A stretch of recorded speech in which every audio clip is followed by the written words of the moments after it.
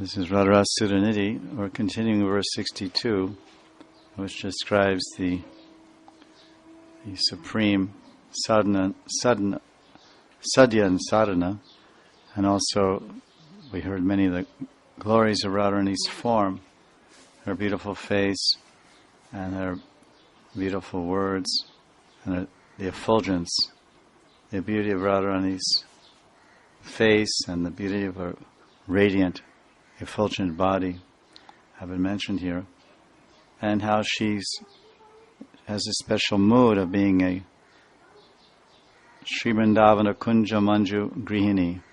She's a Grihini. She behaves sometimes when she's in a particular Nayaka Bhav, the loving mood of a transcendental heroine or beloved.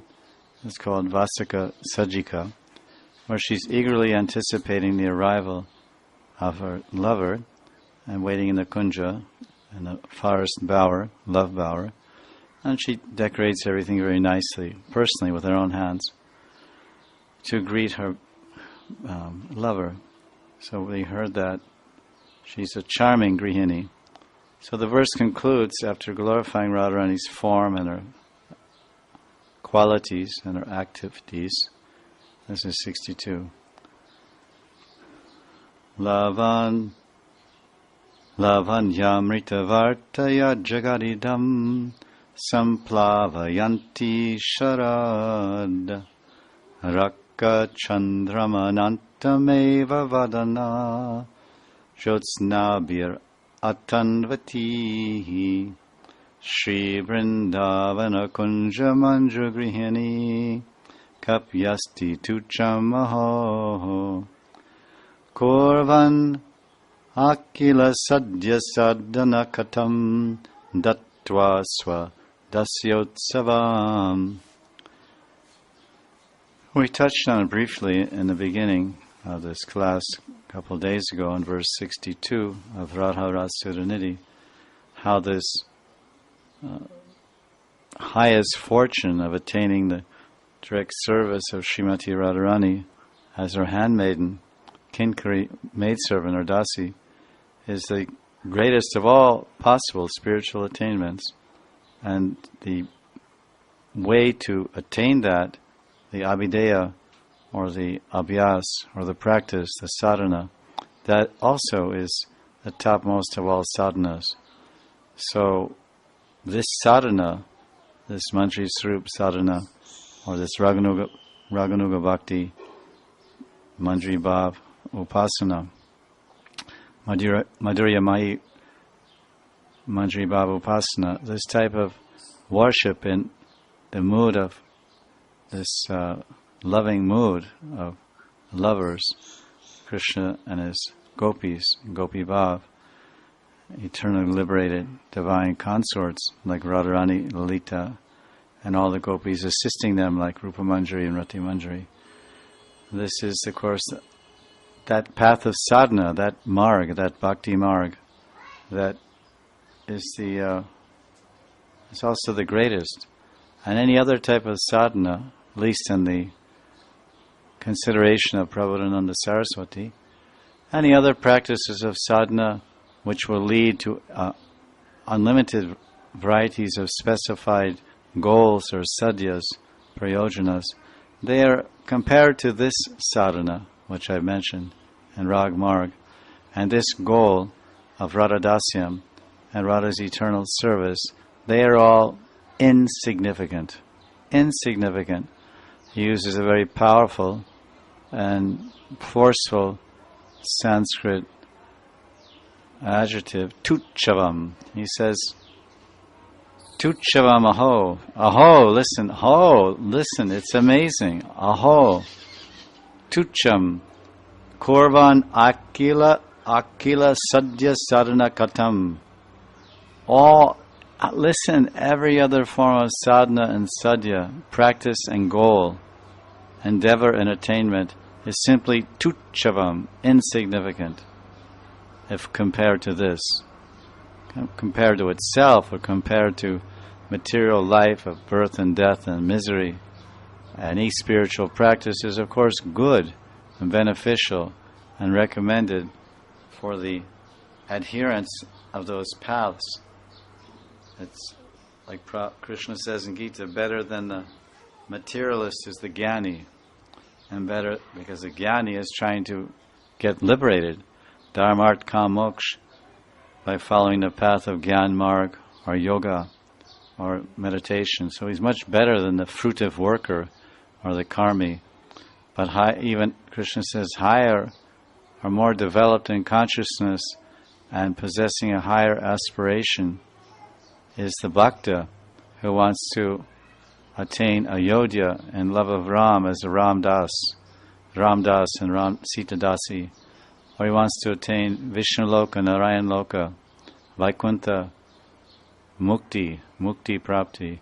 He wants to attain Vaikuntha and any of the various Ishtadevs of the Lord residing in the various Vaikuntha planets, Ram, Vishnu, Nrsimha, Jagannath, etc.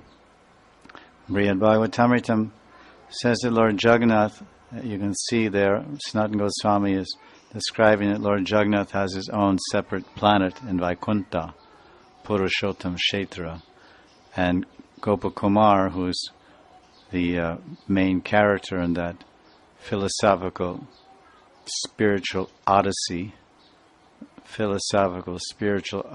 of Gopakumar traveling through all the different planes of existence, continually chanting his Gopal mantra and continually hankering for the darshan and loving embrace and seva of his desirable Ishta named Madan Gopal, Krishna in Vrindavan, the beautiful cowherd boy.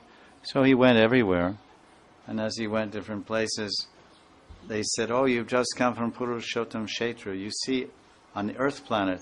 Well, also here in Vaikuntha, you can see over there, that's also Purushottam. That's also the residence of Jagannath here in Vaikuntha." So that point is established. So, of course, all of these paths, all spiritual sadhanas, and all spiritual goals are good.